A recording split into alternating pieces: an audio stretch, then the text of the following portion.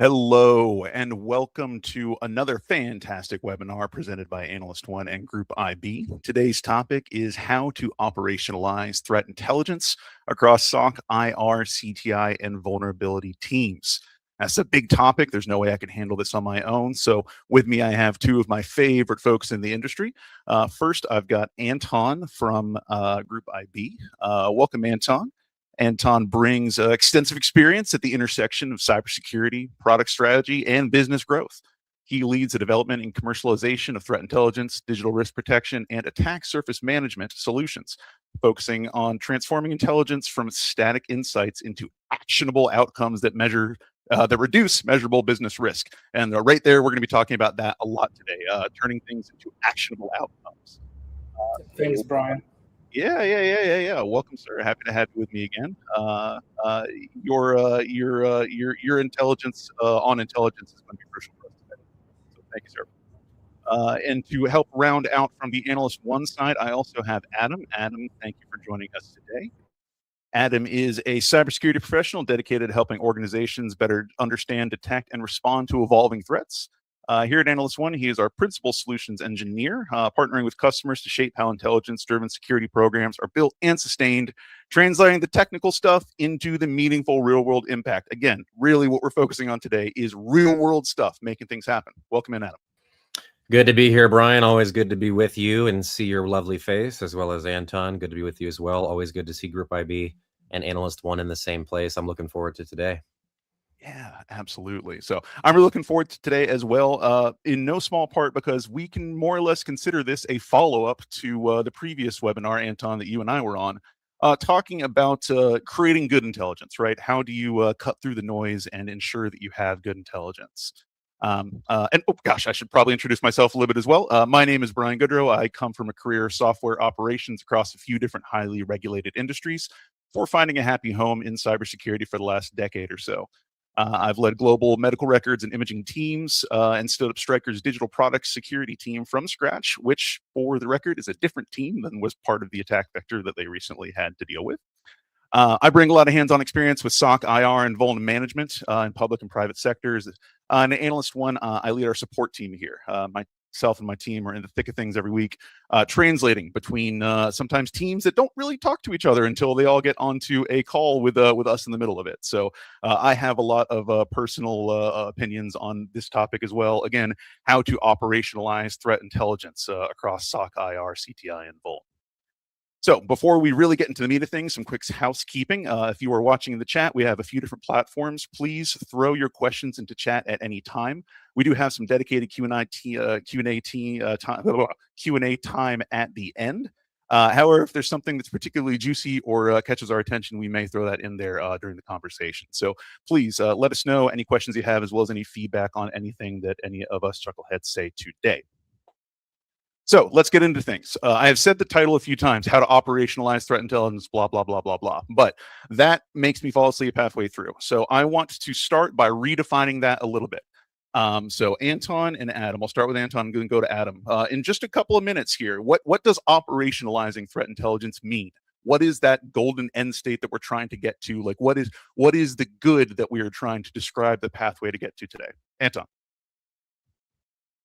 Yeah, thanks, Brian. Thanks for this cool introduction. So last time you already mentioned that we had a webinar and we talked about the big picture, right? The alert fatigue, the volume problem, why intelligence is hard to act on in general, and what is operational. Right now I can define this, but today I want to get more specific about what is operational, right? Because the frustrating thing is most organizations, they already know they have a problem.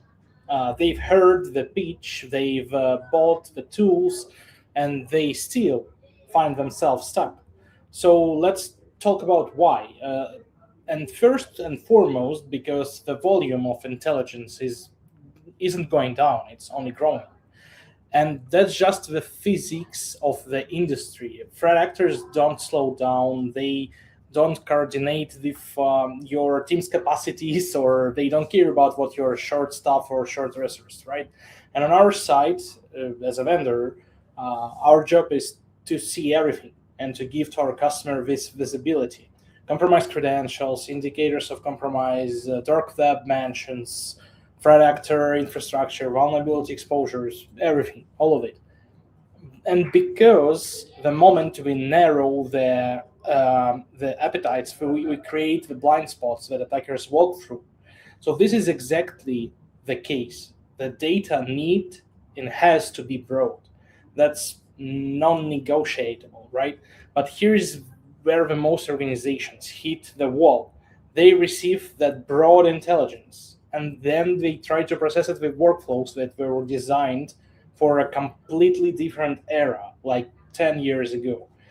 And they are trying to manual triage it. They have linear escalation charts, and they have siloed teams, and that's a real problem. So making intelligence operational is exactly getting rid out of these problems and making every indicator saying, hey, I am this potential problem or existing problem, and this is what you need to do with me.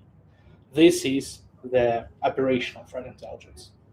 Yeah, no, that's fantastic, and I love your perspective, especially well on the intelligence provider side of things. So Adam, I want to hear your thoughts on it as well. You know, what does it look like when intelligence is operationalized? Like what when SOC teams are actually able to do SOC work, when IR teams are actually able to respond to the eyes, you know, all those sorts of things. What do you think? Yeah, I mean, I draw on my past in cyber threat, but also human intelligence collection and all source intelligence analysis in the Army. Like, having done this on the vendor side, practitioner side, rarely does intelligence fail because it's necessarily wrong, right? It's just that if we take the Joint Publication 2.0 from the Department of Defense that basically says if you get data, if you can't turn that data into information, you can't process it into information, and you can't then analyze that information into intelligence, i.e. the life cycle, well, it's going to fail before it even gets to the wrong hands, but then it never arrives in the right hands at the right moment in the right shape. So for me, you know, we always had a thing in the Army. It was like, be at the right place at the right time with the right uniform, with the right attitude. And you needed all those things at the right time or nothing was going to happen, right? So I echo a lot with what Anton's saying because, you know, I came from, you know, one of our other partners, right, from the vendor side as well, from an intelligence, you know, provider perspective. And, you know, people have spent the last decade, last 10 to 15 years buying the better feed and producing the better reports. And all the while, right, you just get more data, right? And that gap analysis between knowing and acting has actually widened, right? Because every new feed and every new portal, every new dashboard, it's yet another tab, right? The analyst has to open. It's another silo, the intelligence team, the vulnerability management team, the SOC, the IR team, up to the CISO has to escape from, right? It's not more data, right? It's about where that data lives and what you're doing with it. And ultimately, if you are not taking data, processing it into information, and then filtering and analyzing that down into intelligence, you cannot act. Yeah, you're just reacting. That's all you're doing. So the whole point of cybersecurity with intelligence is this idea that if you look at it from, you know, the plain point of view, the cyber threat intelligence team, there's a lot of wrong perception out there from some of those, you know, the other teams in the cybersecurity organization, physical security, hybrid threat organization, that look at cyber threat intelligence or intelligence in general as the guys who read the news articles and then tell people maybe you should do this or that. Right. It's like, no, it is the only way to be proactive in cybersecurity is to know what's happened out there. And then how can you map that and model that for new threats and be ahead of the curve with especially the way that it's headed these days. So ultimately, it's taking what you know and doing something with it. That's never changed. So, and that I'm gonna die on that hill. And more tickets is not the answer. And we'll talk about that, I'm sure. Yeah, I don't think anyone here is going to disagree with you that people should do things with the things that they know. I think that more or less describes all of our jobs. But I can tell that you work in sales because you had some excellent quotes there, some real pasted on the wall sort of quotes there. Specifically, the gap between knowing and acting is widening. I like that quite a bit, as well as, you know, act, don't react, which I think is going to be something that we talk about a lot today. So thank you guys for setting the stage here and helping to make my Neanderthal brain understand exactly what we're talking about a little bit better here. So where I want to start kicking things off is I'm going to assume that everyone here watched our previous webinar about making good intelligence and about ensuring that you had good intelligence. If you didn't, I promise you can go ahead and pause this right now, go watch that, come back and listen to this. It's going to save you a whole lot of context, understanding what's going on here.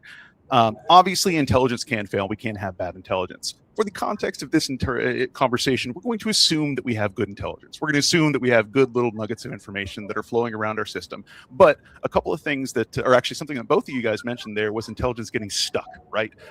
Intelligence isn't failing because it's wrong. It's failing because it's not arriving in the right hands at the right time with the right people that can actually make those decisions, just like you were describing there. And I personally, even just over the last 3 or 4 years at Analyst One, have seen more and more premium intel, premium feeds, people trying to solve things on the start of the process and then ignoring the rest, right? Assuming that if we have this good intelligence, if we know 100% that this IOC was used by this actor for this campaign, then we can go make decisions off of it. But that is a magical cloud space where none of that actually happens. Intelligence doesn't actually get to the people with the context, with the decision making that it needs to. So what I'm hearing is that what we need to start thinking about is less on the intelligence side and more about, how the intelligence flows, where it gets stuck, and where we can make sure that everyone is working off of the same information set without having to do something like frantically getting on a phone call and getting 20 different people from different departments on a 6-hour-long incident response thing where half the time people are just quiet anyway, waiting for one person who actually knows something to say what they know. How do I know this? I've done it many times. So now that I'm done ranting and getting emotional, Anton, I'll let me catch my breath here for a second. On that topic, why does intelligence get stuck? Where are the pitfalls and how can we help resolve those? Yeah, so I totally agree with you, and let me walk through the most common failure modes and places I see. All right, and I mean specific operational failures, not theoretical ones. The first one is what I call the last mile problem. Your CTI team is excellent, all right. They produce high quality intelligence, all right. They also got the intelligence from vendor, from any orchestration, all right. They write reports, they map TTPs, they created a threat landscape, they tag indicators, they do everything by the book, right? And then those indicators sit in a portal that your SOC analysts technically have access to, but practically never check because they are working in a different tool and different workflow. They have no time and they work with a completely different context. So the intelligence was produced. It was never operationalized, right? Yeah. So problem number one that I know of, Alex knows. I remember Adam, please jump in at any time. People don't like logging into other platforms, right? People like to have a single application that they log into, single sign-on, get out of here. We just want a single sign-on that we have to do. Yeah. Anyway, please continue, Anton. Yeah, exactly. Thanks for that, because it's true. And we have this problem in Group IB. We are now even putting all the interfaces and products in one interface just for people to see them, because sometimes we have a full stack customers who don't want to visit the other tab. But yeah, so there is a gap between the CTI team and the SOC floor, and threat actors live in that gap, right?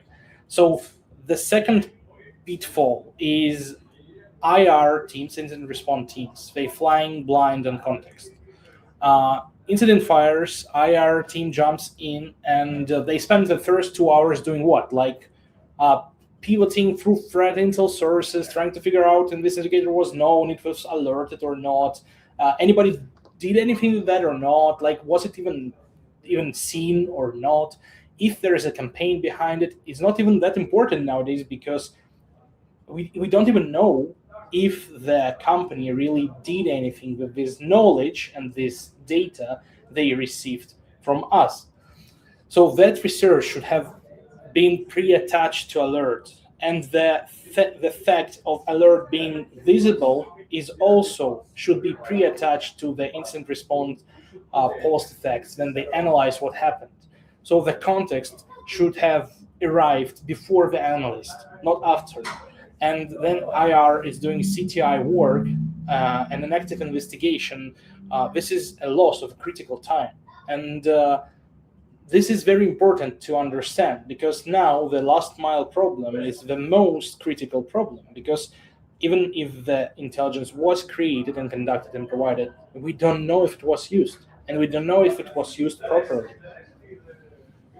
Yeah, I will speak only, and Adam, I saw you unmute there for a second as well. Is that often it's not used? Yeah, no, it's you're describing the very frustrating situation where that an analyst or someone who's close to the problem spends hours figuring things out, has a whole bunch of context that just isn't delivered or isn't trusted or isn't received in the right way.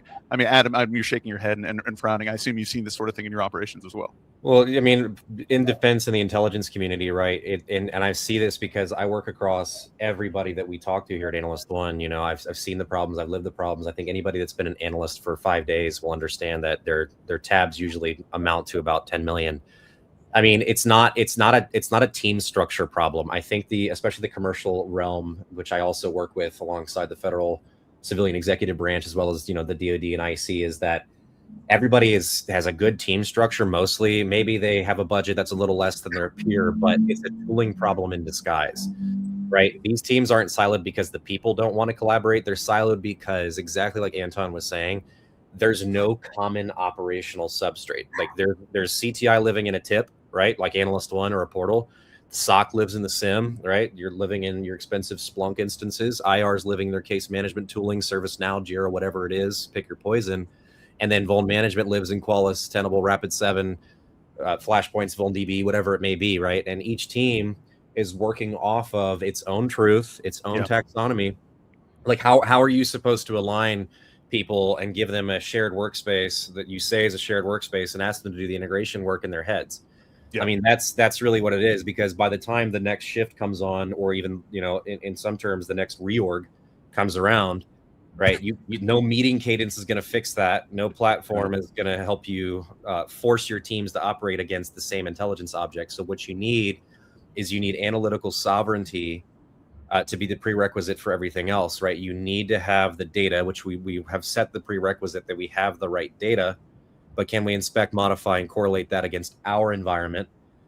You know, how can we take the wonderful intelligence that Group IB pushes out and say, what about me? So what, as we would say in the Army, who cares? That's right. Usually how it goes, is like, if you cannot answer that question tactically, operationally, and or strategically, you're just forwarding somebody else's opinion to your firewall. You're not doing anything useful. And regard.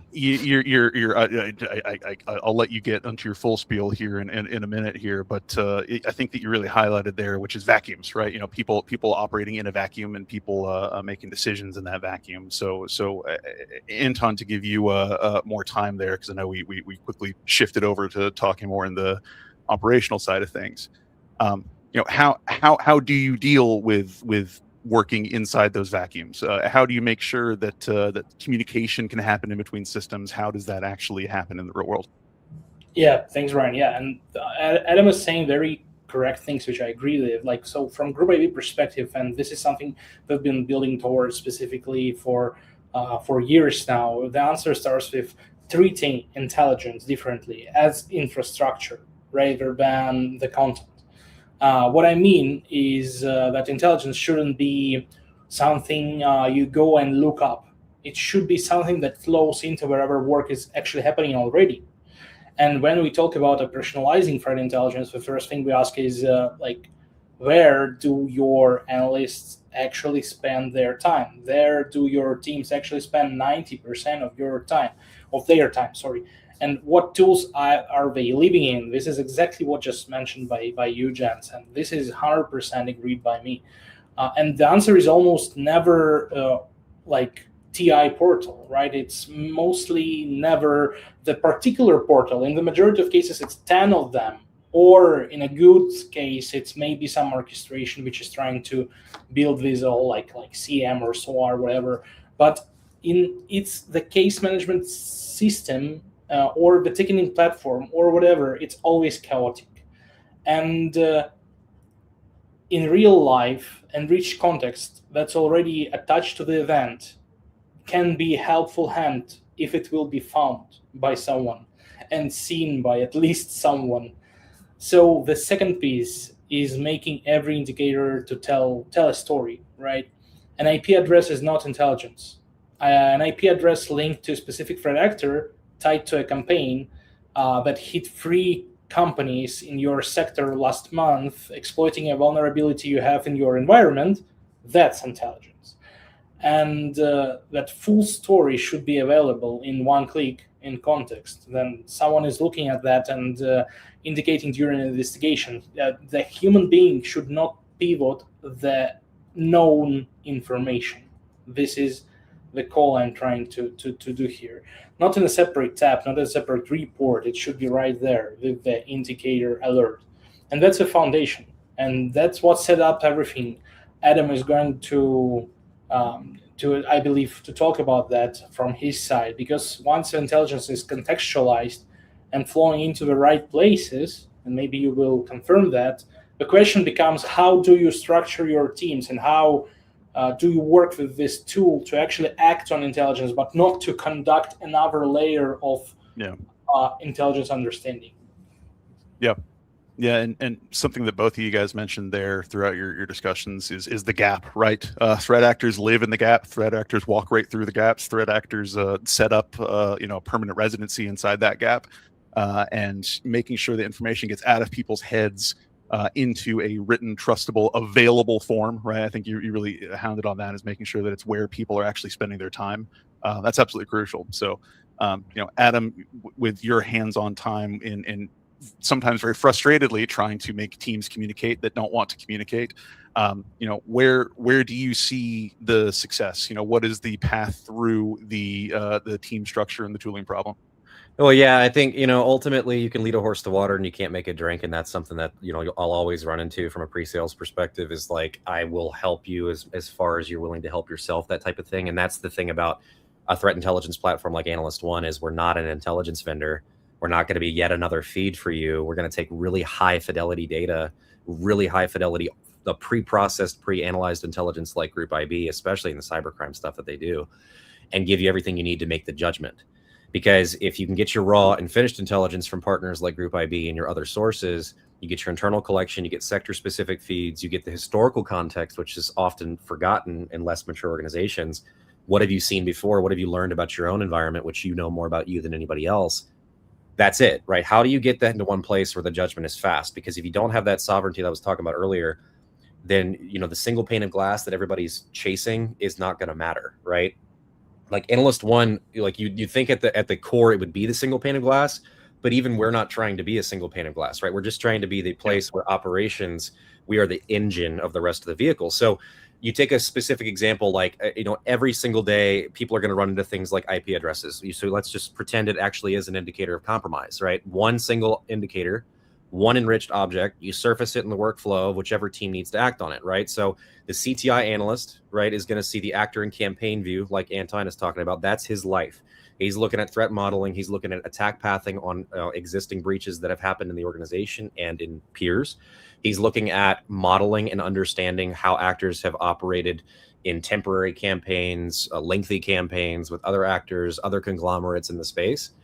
And then the SOC analyst says, awesome, I do not care about the geopolitical impact of muddy water attacking Israel or helping in terms of cyber attacks against the Strait of Hormuz. Like he doesn't care about that. He sees the detection and hunt view, but he uses the same tool to do that, right?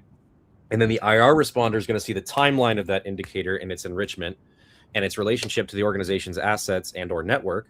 And Vul management says, okay, what's the exploitation status? If this has to do with any type of vulnerability, what's our patch priority view? Because we have threat intelligence context against our infrastructure, our assets, our network. The IR team has said, okay, this is what we've learned based on previous engagements, closing off these incidents. But ultimately, it's the same single IP address, but in different lenses. Like people, we're starting to move in a direction towards, the buzz and the fusion model stuff, whatever. I'm not here to talk about that. What I'm more talking about is if you give somebody the same spyglass to look at this piece of data, it's not going to work, right? Yeah. So even if it is in one place like Analyst One, awesome. So what? Who cares? You have to have that role-ready intelligence, that role-appropriate context, because everybody's got a job to do. Yeah. It goes back to what I was saying. Like the problem's not a infrastructure. It's not a people problem. People are good at what they do, and AI is helping, right? People do what they need to do. But honestly, If you don't have the copy paste between systems, that's the key, right? If we keep it in one place, but at the same time as it being in one place, everybody gets a different lens, a different zoom level. That's what treating intelligence as infrastructure, right? What Anton was saying, that's what it looks like in practice. It's not a slogan. It's a data model, integration, and a pattern, right? Based on how we see things and then how we respond, right? It's ultimately the backbone and the crux of operationalizing intelligence is, do we have the single pane? Sure. But that's not as important as, can everybody see that single pane in a different shade of color? Yeah, let me pause you right there and give you a break, because that's a really good point to pivot off of, because I see that all the time on the implementation side, right? And ultimately, analysts Analyst one is thank you so much for that commentary there.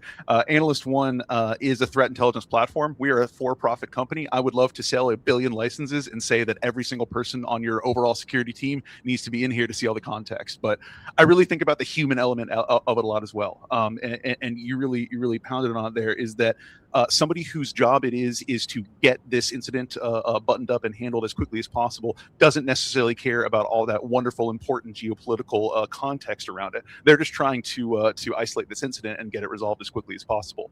And that human element of, when you give people a book of information and all they really care about is one paragraph on one page, then their eyes glaze over and they say, this isn't important for me. This isn't meeting my need because I'm in a rush. You know, cybersecurity doesn't often happen in long, planned, slow meetings. It often happens in these bursts of activity, right? And so in that rush, oh my God, oh crap, the world's on fire. I don't need to be scrolling through what's happening with these different countries that are being angry at each other. I need to know what's happening with this IP and how I need to treat it in my system. So really good point is that as much as I would love on the implementation side to get everyone in Analyst One all the time, really what we end up doing is a lot of API connections, right? And something that I really end up doing with my team and with our success teams as well is making sure that we are tuning what information goes to each one of those places, so that we still have the Analyst One as a source of truth, you know, coming in from the Group IB intelligence and whatnot. We are still the source of truth in Analyst One with Group IB that has all that knowledge, but just giving what people need, where they need it, when they need it, is a lot more beneficial for a lot of reasons. That I mean, unfortunately, in the reality of it is, you have to include that human element of people need to be happy in doing their jobs, and people get, you know, lead a horse to water, don't want to drink, they don't want to open up another pane of glass. So Adam, I cut you off there, but Adam or Anton, if you have any thoughts there before Adam finishes out what he was talking about. I mean, like I said, it'll go kind of, you know, because I obviously want to speak on this as well later. But ultimately, again, right, we're not trying to force people in. My customers know that, you know, as I've talked to them over the years, with Analyst One being, you know, the proposed solution to be the operational anchor to their program, they know that I'm going to give it to them straight. Right. Like, if we're not going to fit for you, it's not going to fit, right? I mean, ultimately, sometimes, you know, your priority doesn't remain on the geopolitical impact of APT-28's espionage against Ukraine, right? And so ultimately, these things become taxes on your attention. There's a couple things certain in life: death and taxes. And so, you know, I like to always talk about the tax on attention, right? If you have the attention on the wrong thing, and like you're saying, the speed of cybersecurity moves, ultimately, Analyst One is a tool that's trying to say, yeah, but let's stop. Maybe fires get a little bit lower each time they break out. Maybe our process gets a little bit more water in the right location. Maybe our process, using Analyst One, we start to get more and more proactive to the point that something happens, it's like a brush off the shoulder. Yeah, it's exaggerated, but ultimately that's what a tool like Analyst One is supposed to do. And if you have a bunch of tools that are telling you that's what we do, and they're not doing it, ultimately the proof's in the pudding, right? That's where we need to be. Beautiful. Thank you, sir.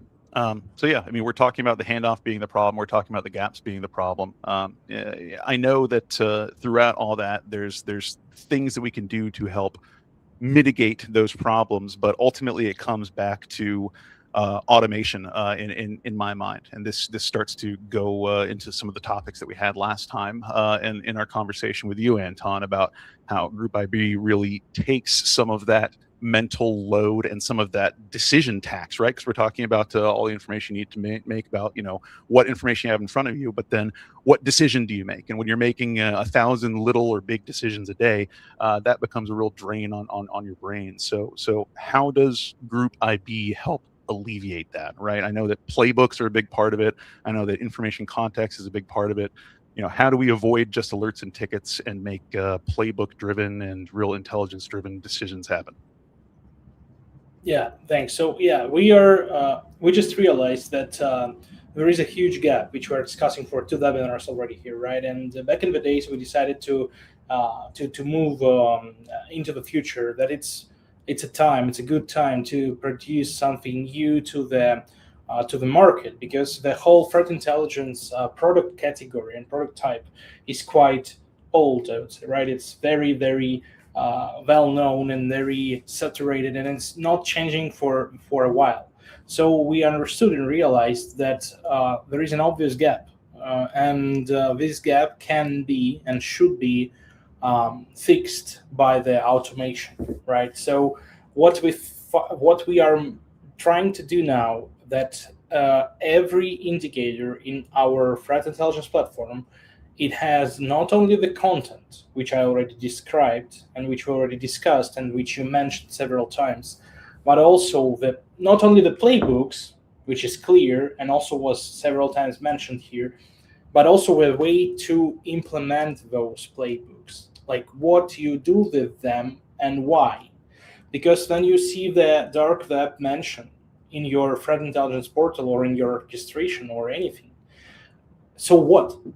Like what's happening next? Maybe your SOC team have some alerting system which will push them in a good situation to at least check what was the discussion there and if it's connected to the well-known threat actor.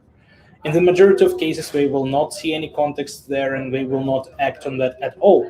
They will just sit there and know, okay, we were discussed in our XSS dark web forum with nothing else happening there, and that's it. So this is the biggest problem out there which we are trying to solve now. Every time the customers receive the dark web mention, they also receive very important things why this is important for them to know. So we give them the content. Who are the guys discussing this? What can be the possible outcomes? What you need to close and check right now in your infrastructure. If the customer also has not only threat intel but attack surface management from us, then we also check his infrastructure automatically for the particular vulnerabilities or anything else. So we check if the customer is really affected, if the customer is under the not theoretical but the real risk. And this is what we're bringing to every and each type of indicators out there. Yeah, no theoretical, real risk versus theoretical risk is definitely something that is I end up talking people through on a relatively often basis. It's important to understand that no boy who cried wolf situation of is this a theoretical risk or is this, oh my gosh, we're on fire right now. No, I absolutely understand that. So I think that that something that you were kind of talking through there is, the technology continues to get better. Group IB's feeds keep getting better, and just speaking honestly, there's a ton of premium feeds out there. There's a ton of OSINT feeds out there, right? And the intelligence itself continues to get really as good as it can be, but eventually it just runs into a wall, right? And me wearing my CISO hat for a minute, I thought that I could just subscribe to Group IB's intelligence feeds and everything was done, right? I thought this was Norton antivirus. I thought this is something where I can just pay a subscription fee and then I'm good to go. Because after all I care about is making sure that our cyber liability insurance obligations are met. And they say I need to have a premium intelligence feed, so I bought it, and now I'm not thinking about it anymore. But that's not the end of it, right? That's paying lip service to the threats in your organization. So if you're now telling me that I have to have a well thought out internal process that utilizes all of this automated intelligence and has people that can make decisions based off of playbooks, I'm starting to panic. So Adam, this is where I need your help. How do I deal with the problem of process not meeting the quality of the data that I'm coming in, which is not a sentence I thought I'd be saying today. Yeah, I mean, like I said, Group IB is awesome data. It's really, really awesome data. And ultimately, because of the premium you pay, it's processed and analyzed intelligence. So you already get that up front. Oftentimes, what we run into at Analyst One a lot and I think it's just an education issue because the industry's been going backwards for years, and it's not anybody's specific fault. I'm not going to be one of those guys that says blame that guy over there. That's not who I am. You know me.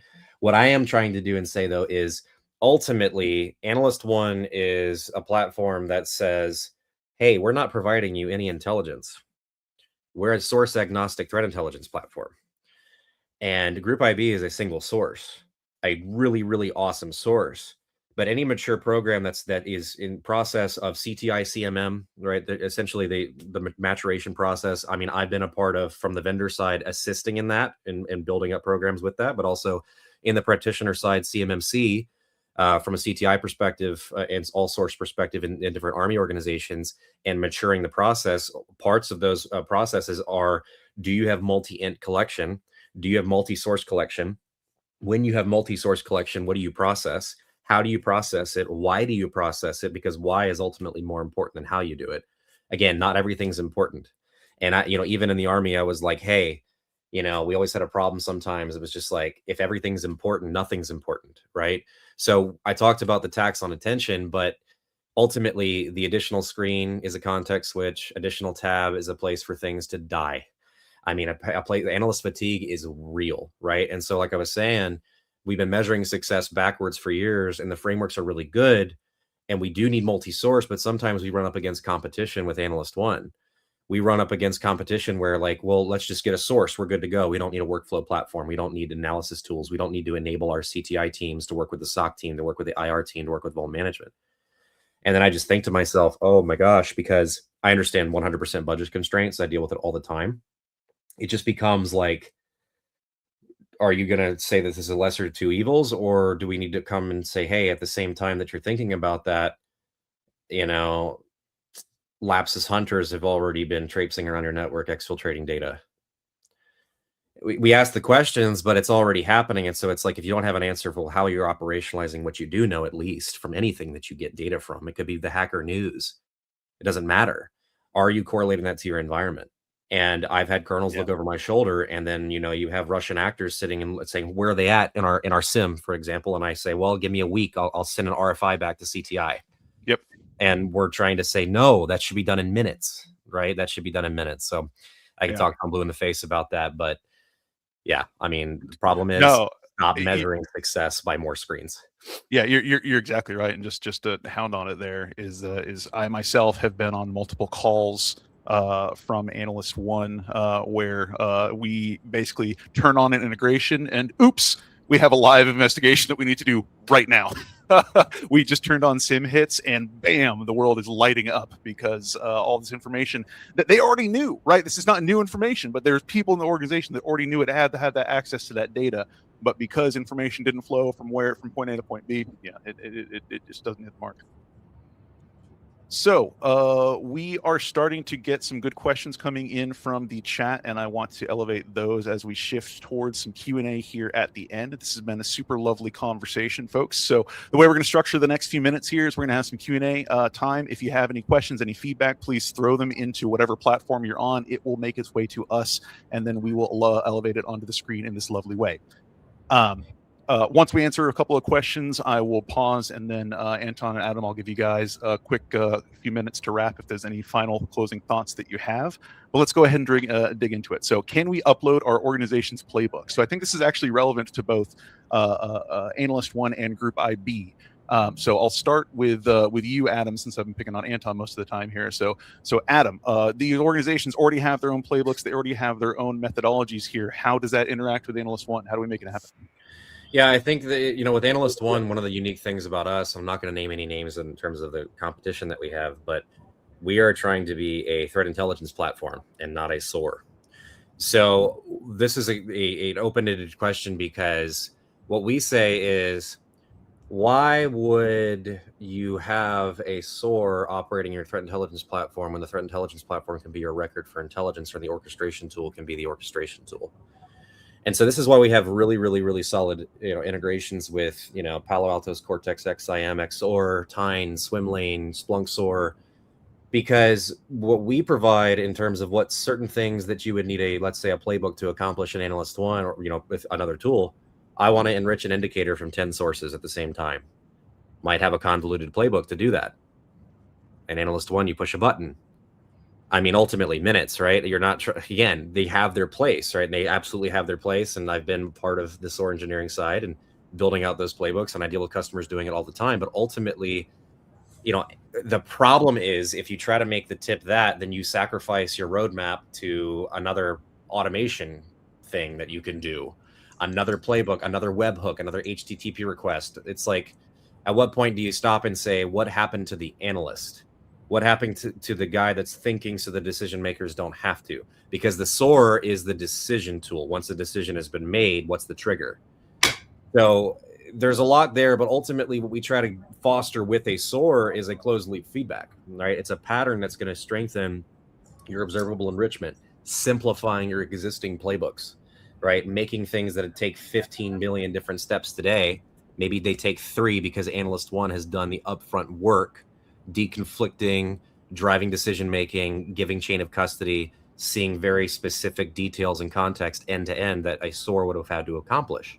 Sure. So there's certain things that can be discussed there, but ultimately we don't do that type of stuff because what we're trying to say is Analyst 1 should remain the system of record for your threat intelligence. The SOAR is the orchestrator and the feedback channel.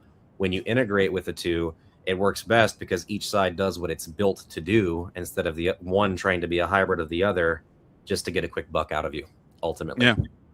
Yeah. So, Adam, your answer saying the single pane of glass, as much as we all like to say that, doesn't realistically end up happening out in the world.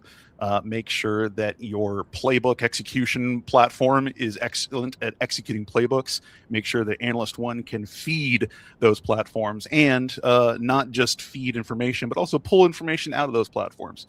You can have context about different playbooks and context around ticket execution and decisions that get made downstream. All that information can flow back into Analyst 1. And now I'm advertising too much. So I will stop and over to you, Anton. So the same kind of question here. How does Group IB work with the playbooks that an organization may be bringing to the field?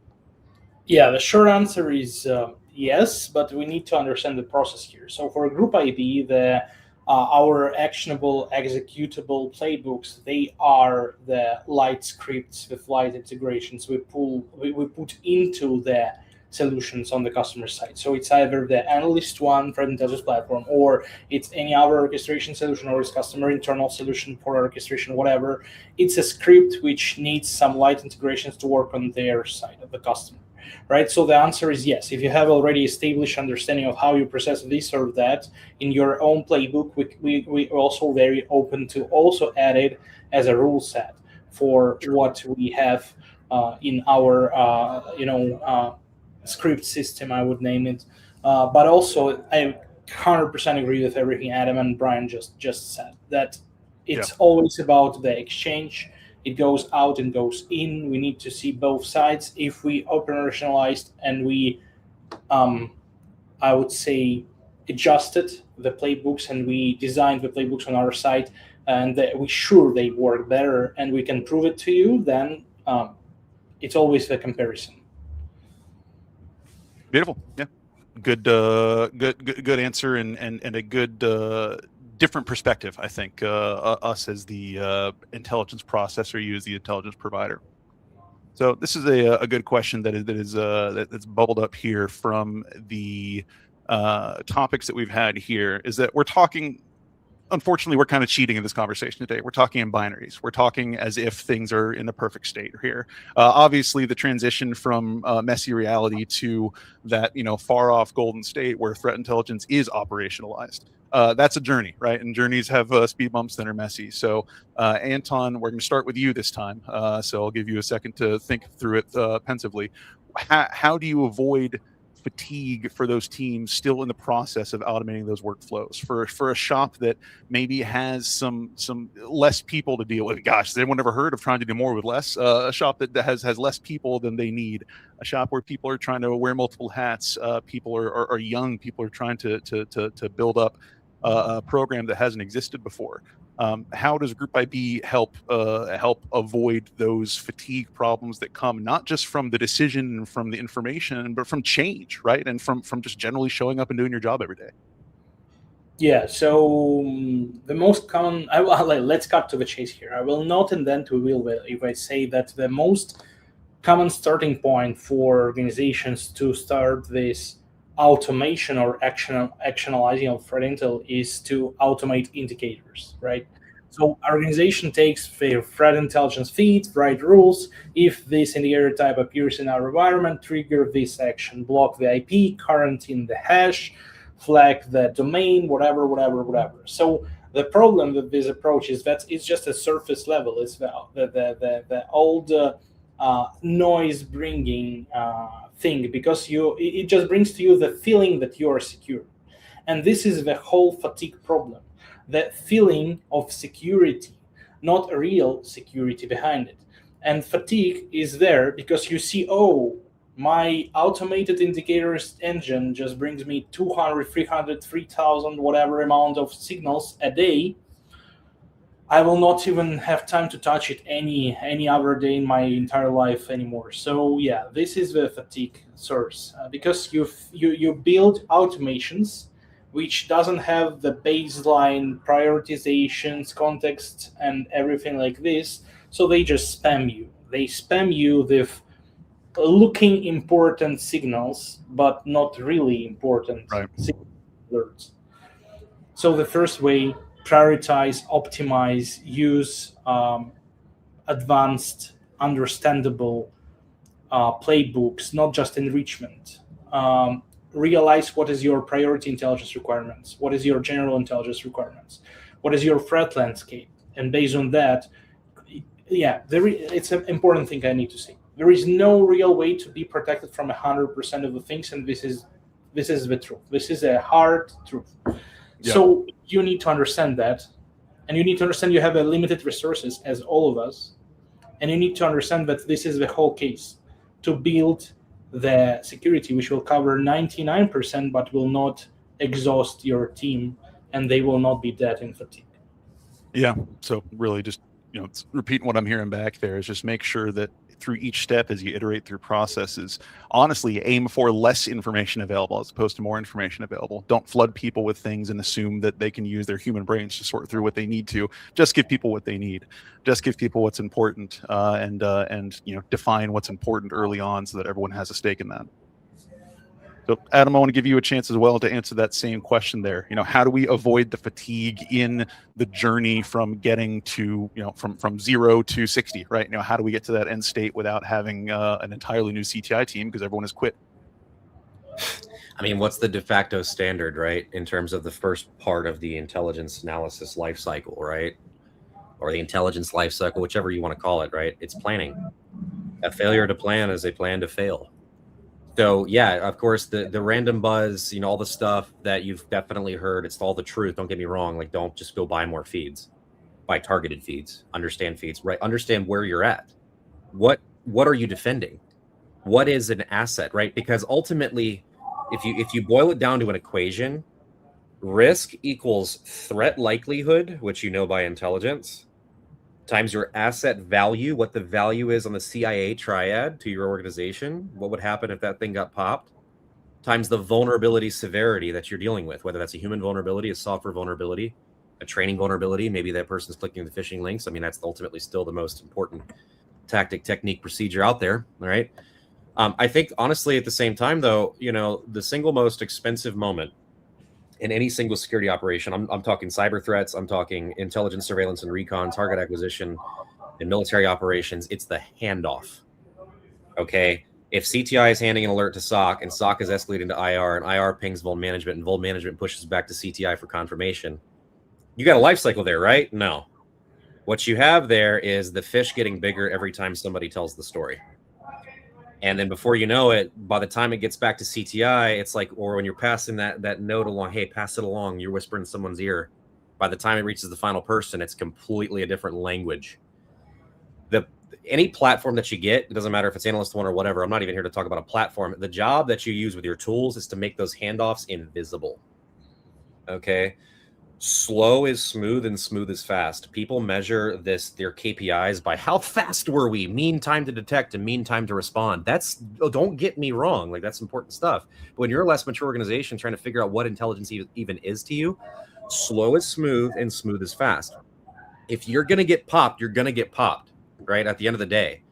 But what you're going to make it worse for yourself to do is say, well, if I've got a million sources, I say with quotes in the air, because they're not really sources, they're just data to you at that point, and you're not planning out what are my requirements for collection.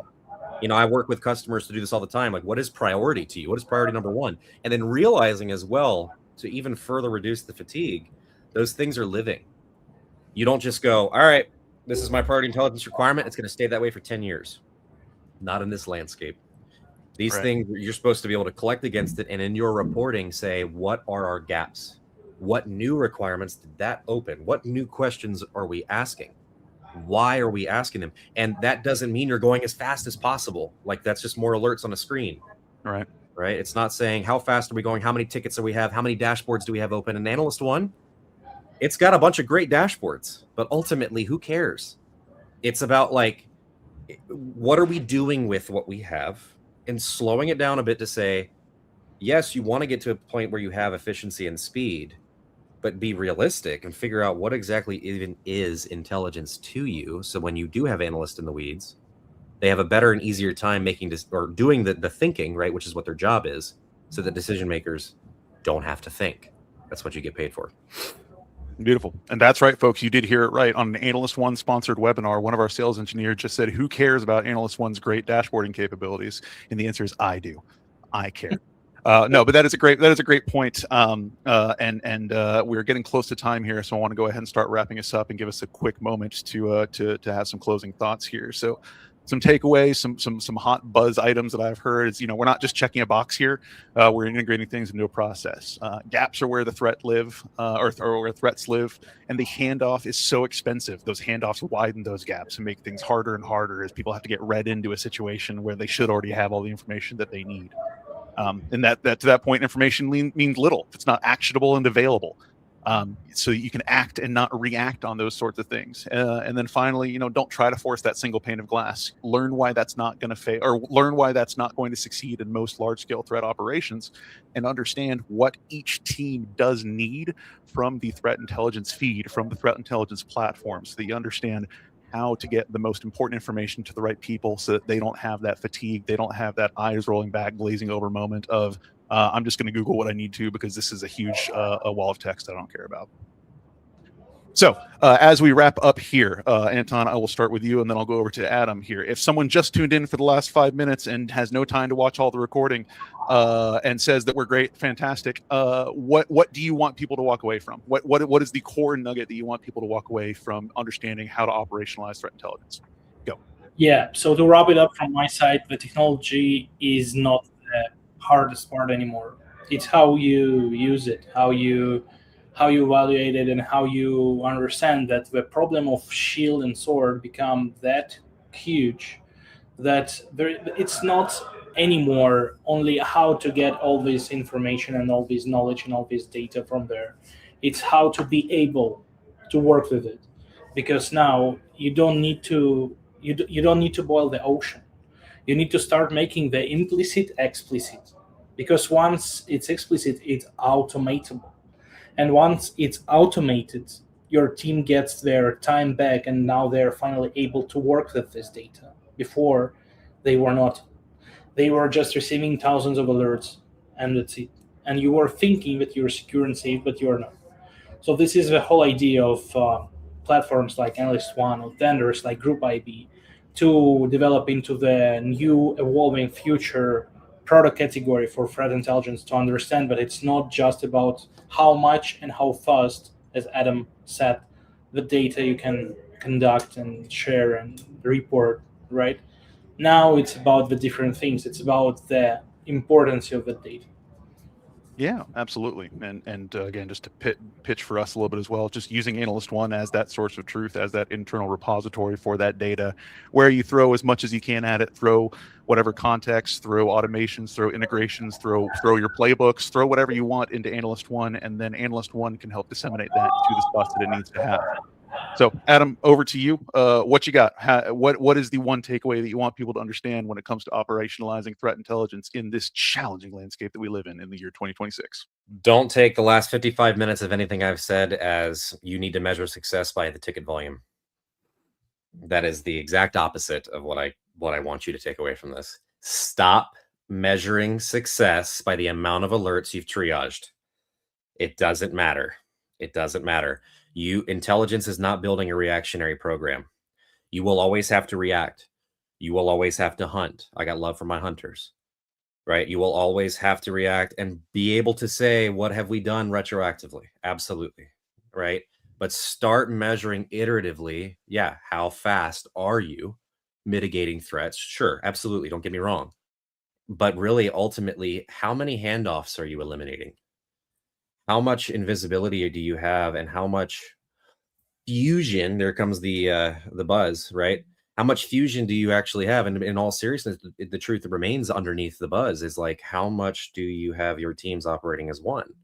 Analyst One is going to help you do that. But ultimately, right, the second thing is treat your intelligence platform as connected tissue. And I don't like. So again, I'm pretty sure everybody can kind of pick up the fact that I'm trying to be a realist here. Ultimately, I work for a vendor, and I'm extremely biased to Analyst One, and I can defend it till I'm blue in the face. But I don't care if you get Analyst One or something else. Just get something, because if it adds a screen instead of removing one, you're probably getting the wrong tool. But if you have a screen that brings other screens into one screen, you can screen things better, right? Ultimately, third, though, the partnership model, you get best in class intelligence in Group IB. You really do. Like, again, I'm sitting on a webinar with Group IB. I'm going to plug Group IB, of course, but ultimately, you come and find me in a private conversation. I'll tell you why Group IB is cool. Because, I mean, again, it's some of that stuff is really interesting, right? Human-based cybercrime investigation. I'm as a humenter, right? That thing's awesome to me. So anytime I see cyber human, I'm like, that's awesome, right? Building in, human sources and things like that to teach you about what's going on, right? And ultimately operationalizing all that stuff. Doesn't matter if you want a multi-source program, sure, but you want good sources. You want high reliability sources like Group IB, but you want to operationalize that stuff through a platform. Analyst One can be that platform for you. We understand, though, if it's not us, it's you, and you need to go into greener pastures, for instance, right? And there's just a different relationship for you. But ultimately, I don't understand. Mature programs are actually built today through that platform, right? Nobody's going to do everything well, but the teams winning are the ones who pick the right specialists and then the right tools, right? To make things talk to each other. It's all data. As long as you can get the ones and zeros to talk to each other, people are going to still be people and do what people do best. And that is make the magic happen. All right. And with that magical ending, we are at time. So thank you everyone for attending today. If you have any follow-up questions, please reach out to any of us individually. We should all be available pretty open on LinkedIn for any conversations or any follow-ups, and happy to chat. So thank you, Anton and Adam, of course, for being our beautiful presenters today. And thank you all for attending our webinar. See you on the next one.